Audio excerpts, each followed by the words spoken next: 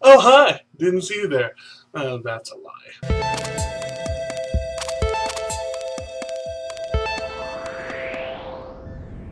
I see everything. Why do you think I wear the sunglasses? To block out the everything. Ugh, I like that angle better.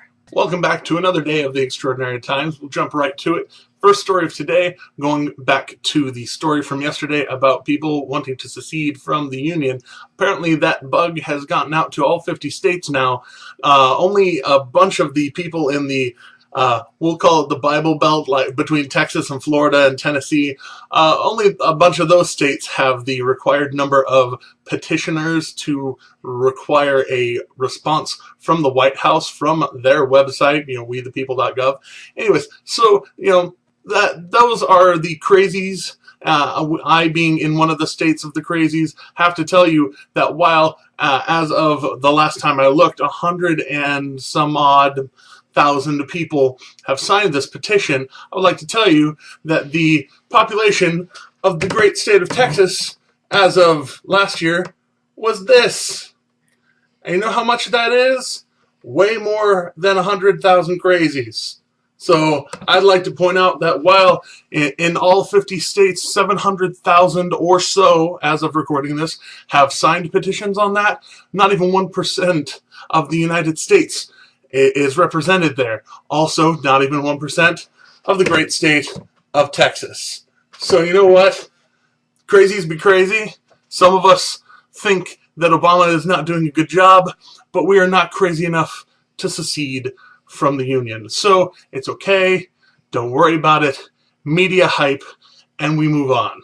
Bad news for my friends in or from Spain. Apparently, over here, we've got the crazies that are going on the internet and talking, and people are going to talk in the internet anyways. Apparently, millions of people in Spain and across Europe have been taking off for European Day of Action and Solidarity, where basically European unions, not the EU, but unions that are in Europe, are gathering and having their people take off, the trash collectors and the rail workers and transportation people. It's a bad thing for those industries to go out, and apparently instead of just voicing their grievances, and their grievances apparently not being heard because all the EU leaders are like, hey, let's take these austerity measures and bailouts and all this stuff.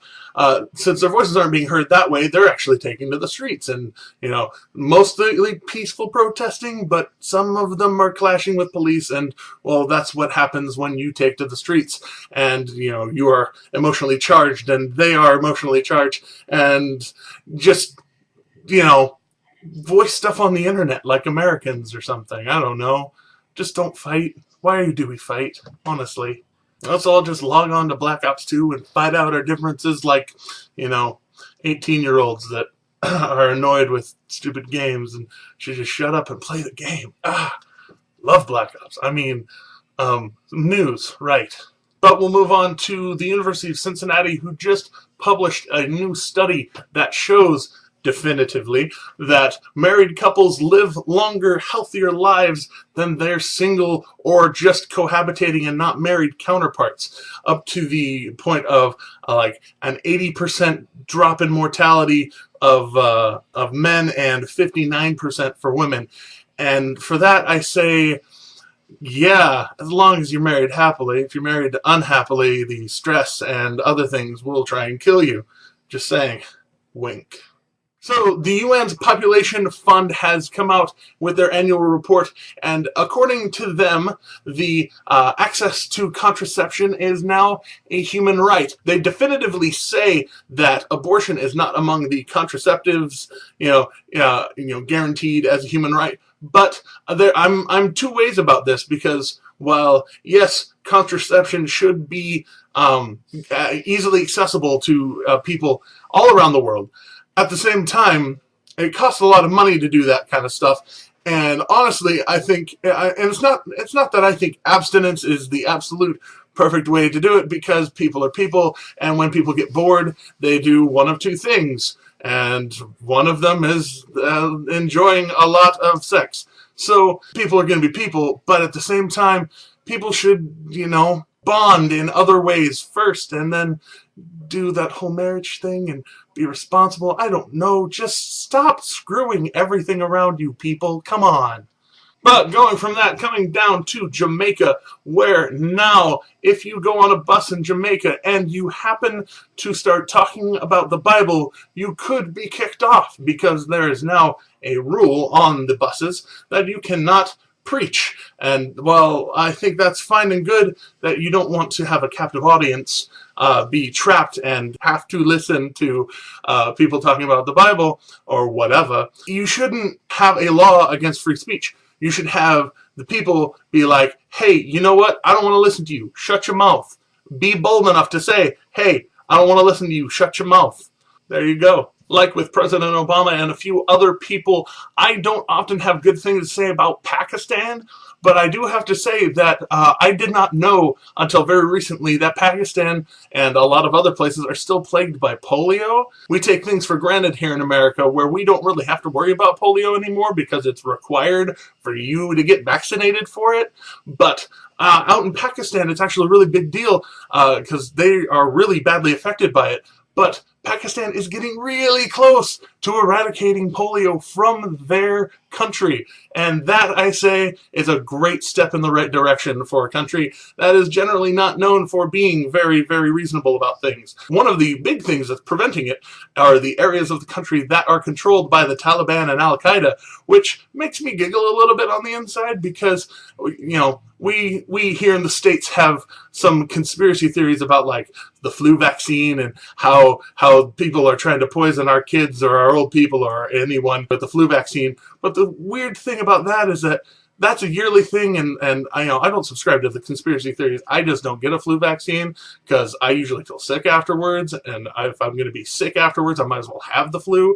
But polio is one of those, like, life-killing kind of conditions where, you know, you get paralyzed and your muscles degenerate, and it's really kind of frightening and ugly and deadly. And so, you know, you should actually take your vaccine early because there's really no cure for it if you actually get it. So, unreasonable people being unreasonable hurts me here and here.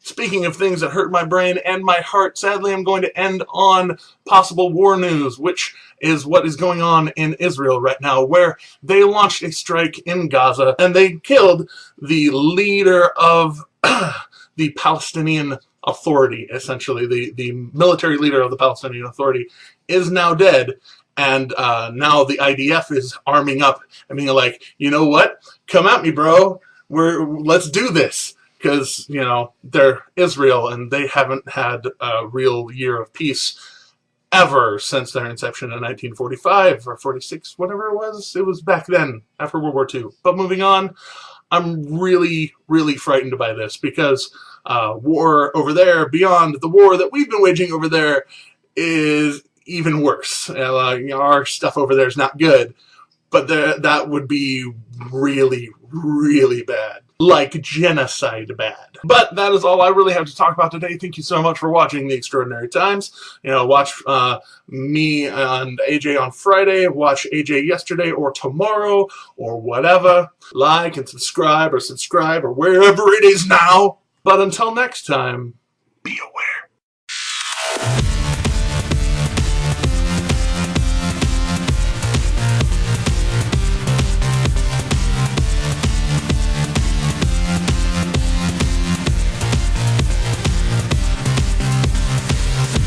A new,